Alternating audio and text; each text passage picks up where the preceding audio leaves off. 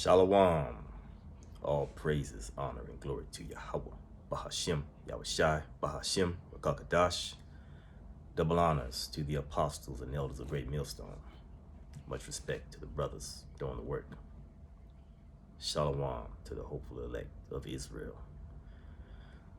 Going to go into a dark parable, Lazarus and the rich man. Starting off in Luke 16 and verse 19. There was a certain rich man, which was clothed in purple and fine linen, and fared sumptuously every day. Now, this rich man is Esau, particularly the elites. And the purple is, which was clothed in purple, the purple represents royalty. And he fared sumptuously every day. So, as you know, the Edomites are living very fat. In Genesis, Isaac gave the blessing to Esau, gave him the fatness of the earth. So he gave him the best places to live, the resources, the wealth. That was his consolation prize. So the rich man is particularly the elites, the Oppenheimers, the De Beers, the Rothschilds, all of these elite bankers, the Jewish bankers. Verse 20. And there was a certain beggar named Lazarus, which laid at his gate, full of sores. Now this beggar, this is the Israelites. And he was laid at the gate. The gate is America. And he was full of sores. And those sores are the affliction. The afflictions of slavery, the affliction of everything from even 70 AD all the way up to now. Redlining, the castrations, the murders, the rapes, the butt breaking, the psychological afflictions. You know, these are the sores. All right. Now to go into laid at the gate. Let me go to precept here. You notice that it said he was laid down. All right. Let me go back real quick here. And there was a certain beggar named Lazarus, which was laid. So he was laid at the gate, which is America. He was laid down. Okay, he was put down underneath underneath Esau. So we were laid down. All right. We are called a beggar. So in Samuel 2 and 8, 1 Samuel 2 and 8, he raised up the poor out of the dust, which is us. We're the poor. We have no might. We have no military. We have no strength. We're known as the poor. And the dust represents confusion. Okay? 1 Samuel 2 and 8. Verse 8, he raised up the poor out of the dust and lifted up the beggar. See? This is where it's calling us a beggar in 1 Samuel. From the dunghill, to set them among princes and to make them inherit the throne of glory. For the pillars of the earth are the Lord's, and he has set the world upon them. And the pillars are referring to the elect, the 144,000. They're the pillars. They're gonna hold up the world. And the world is not talking about the earth. The world is talking about the system. All right, like we live in a world of Esau right now, a world of wickedness. Okay, well, the world to come is going to be the world of righteousness. So this Lazarus and the rich man parable is going into a transfer of rulership. All right. So I want to find a precept here to back that up. The hole in the pillars. All right. Back to in reference to the pillars Wisdom of Solomon 6:24. But the multitude of the wise is the welfare of the world, and a wise king is the upholding of the people.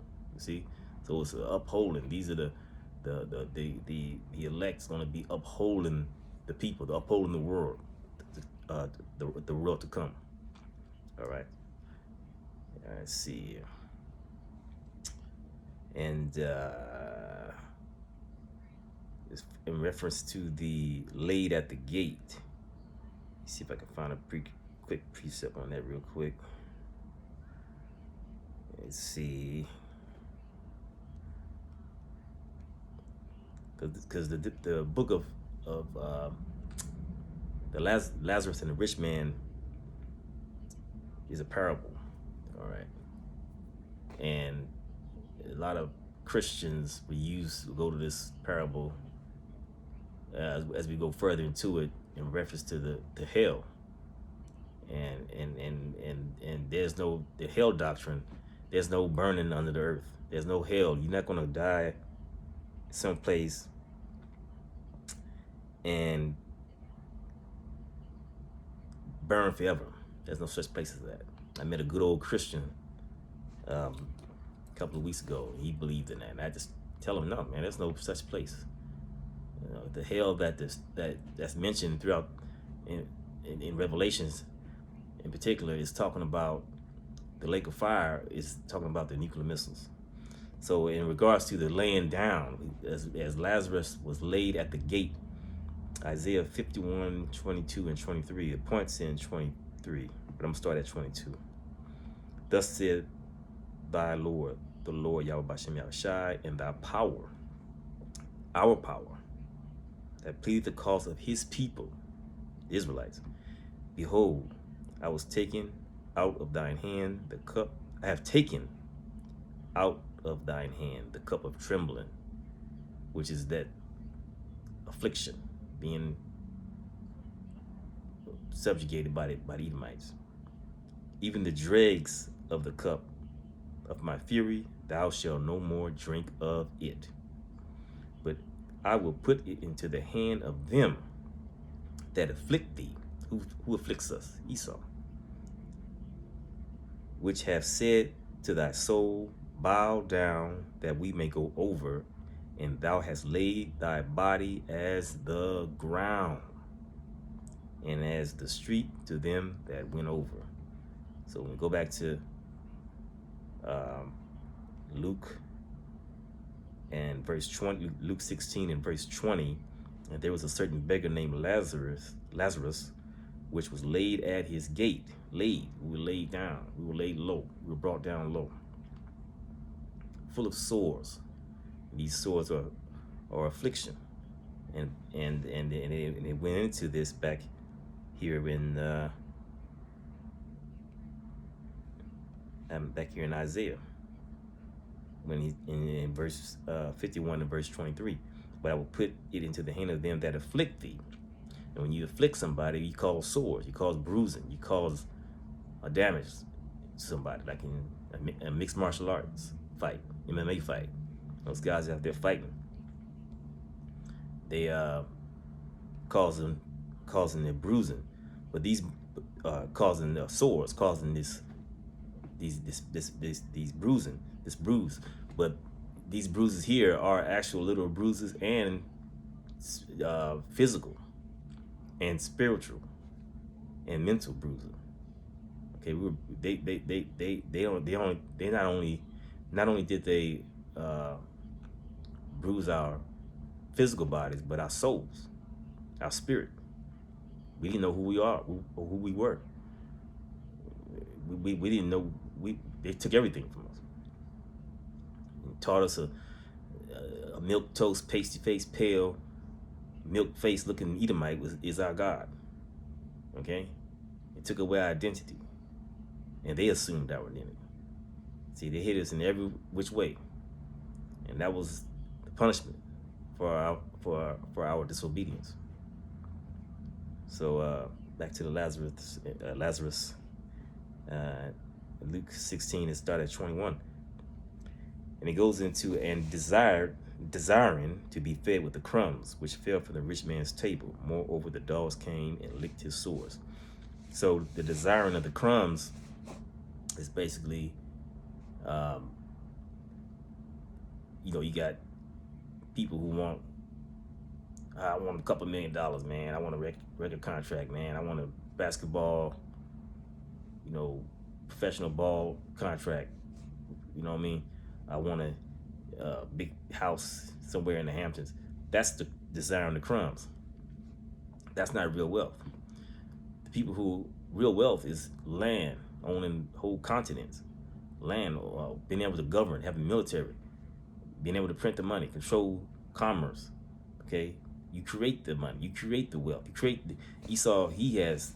You want a home in the Hamptons? Well, he has the home, the contractors to build homes, the companies to build the homes. You want a $1 million, $2 million. Esau, he prints the money. You know what I'm saying? He owns whole continents. He stole them. He controls other people's countries and what they do in their land. That's why they're kicking their ass up out of Afghanistan, getting kicked up out of there. They've been there for a long time. Esau, they've been there since the 1830s. They've been there a long time, bro. That ain't nothing new. You know what I'm saying? So Esau, he's in control of things, and he holds all of the fatness of the earth back in Genesis. He controls the wealth. He has gold reserves stored. He stole all the gold. You know what I mean? He stole all the gold, bro. So the crumbs from the table, and the table comes from where, that's the bankers. That's where the word bank comes from. It becomes banquet. Like you go to a banquet and you have a big table with food and all that. Well, that's the bankers. This is the bankers in regards to the table. The rich man and Lazarus, and the poor man. And the dogs came and licked his sores. So the dogs represent the other nation. Okay, coming and taking advantage of our affliction. So that's why we have in our neighborhoods, we got like these gooks, these sweet and sour and pork, shrimp and fried rice eating, brown teeth stained, buck tooth, scratching and itching, shuffling, slant-eyed bastards in our neighborhood, selling us this garbage, this food that cats knows what's in there. You know what I mean? I remember when I was living in Oakland, man. I used to go up, just when I was a child, but I used to go to this liquor store in East Oakland where I used to live, and it was owned by these sand niggas, these camel riding, stank ass, Elamites. They owned the place, but then in the back they had these goops. They was the one. They were serving up Chinese. It was a Chinese place inside. You know what I'm saying? And so I would go there, man. I was just a child, bro. Get a big thing of sweet and sour pork rice. You know what I mean? And now when I think about it, I fuck. And that goop be back. He was a Korean. He'd be out there sliding, scratching, cooking that food up. I was looking at back there. I was looking, and they'd be serving that shit to us. But they're in our neighborhoods getting rich off us. That's the licking of the sword. The dogs of the other nations getting rich off of our affliction, off of our taking advantage of our fall. They selling us this cheap garbage, cheap junk, fake gold chain, all this, these clothes they selling, fake hats and all this stuff, and they have in the hood. You know what I'm talking about? Hair, these hair salon, these hair places, horse hair. A lot of those places, I've heard stories where there was sisters and brothers had hair places. We know where you buy beauty supplies and all that stuff in the hood. They already been there. It was established. They've been there for a minute. And then these Koreans, these motherfuckers come in from out of nowhere, and they muscle them out of there like the mafia, and get rid of them. And next thing you know, they ain't there no more. And then they got the Korean place there, and then they take the money that they make because Israelites or so-called black people in America collectively have $1 trillion of spending power. $1 trillion, bro, and they know this. We individually we're not wealthy, but collectively we are. And so they take the money out of the community, as we all should know, and to go up and they build their own communities. But anyway, that's the licking of the sword. And it came to pass that the beggar died and was carried by the angels into Abraham's bosom. The rich man also died and was buried. So now this is basically a change of rulership happening right here. All right. Now we're going into the kingdom. Now we're going into our heaven, and this is going into Esau's hell. Verse 23. And in hell he lifted up his eyes, is Esau, being in torment, and seeing Abraham afar off, and Lazarus in his bosom. So the Lazarus in his bosom is him being, again, Lazarus is us, the Israelites. He's being comforted. He's being comforted right now. And right now, Esau is being tormented. Now, he's not in a place where he's burning. All right. He's not burning forever and ever and all this kind of stuff. Okay. He's being tormented like we're being tormented right now. All right. It's like we're, which I don't condone, which is bullshit. Going out protesting all this bullshit, that's bullshit.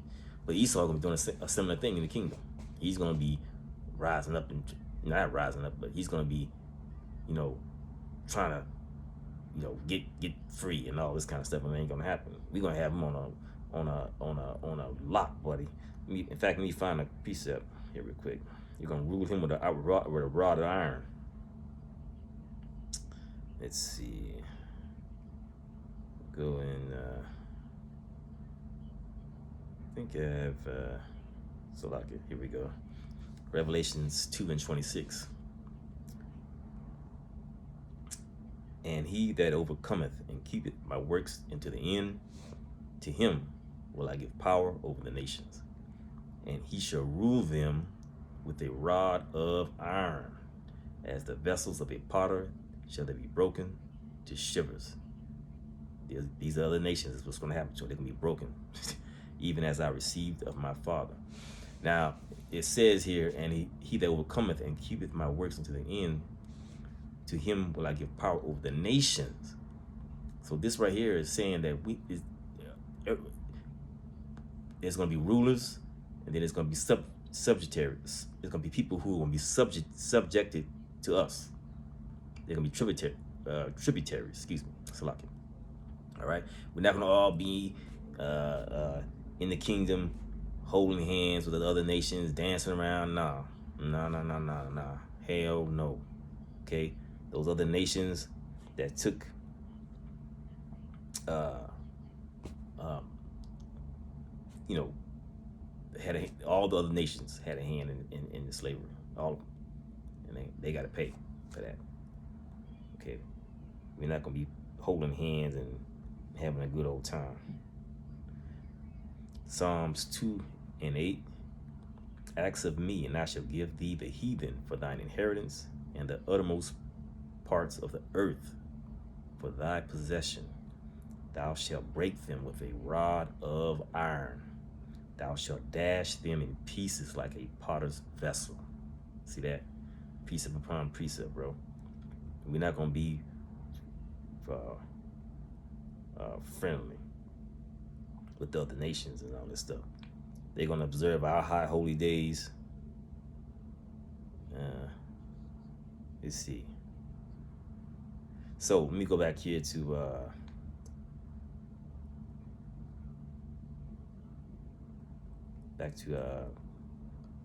Luke, and back to Luke 20. Start at 24, 16 and 24. And he cried and said, Let's start back at 23. And he lift up his eyes, being in torment. Now remember, Esau's in hell now. He being in torment and seeth Abraham afar off, and Lazarus in his bosom. And he cried and said, Father Abraham, have mercy on me, and send Lazarus. Why would he send for Lazarus if he's in fire? In some burning fire, bro. See, this is the whole the hell doctrine that people believe in. If you burning somewhere, listen, I could swim. I learned to swim when I was 8 years old. All right. But if I couldn't swim for some reason, if I was swimming and I got a cramp and I'm drowning, I don't give a damn who saved my ass. Somebody gonna come get me. I don't give a care. I'm not gonna send for somebody else. So there's more evidence that this is not talking about Lazarus being in a burning lake of fire. He said, and remember that Lazarus, the other Israelites, he said, send Lazarus that he may dip the tip of his finger in water and cool my tongue, for I am tormented in this flame. Now, it's not talking about an actual flame, okay? That flame could be it's affliction, him being afflicted, like I just read. We're going to have a rod of iron on his ass, all right? Cool water on my tongue. If you inhale, you can build a drink water. It's going to evaporate.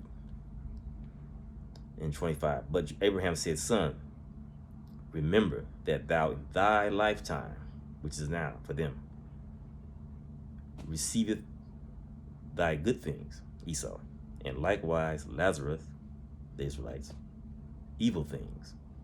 That includes, like I mentioned, the slavery, the rapes, the transatlantic slave trade, all the way up to now. But now he is comforted. We are comforted, Israelites. And thou art tormented. And besides all, 26, and besides all this, between us and you, there is a great gulf fixed.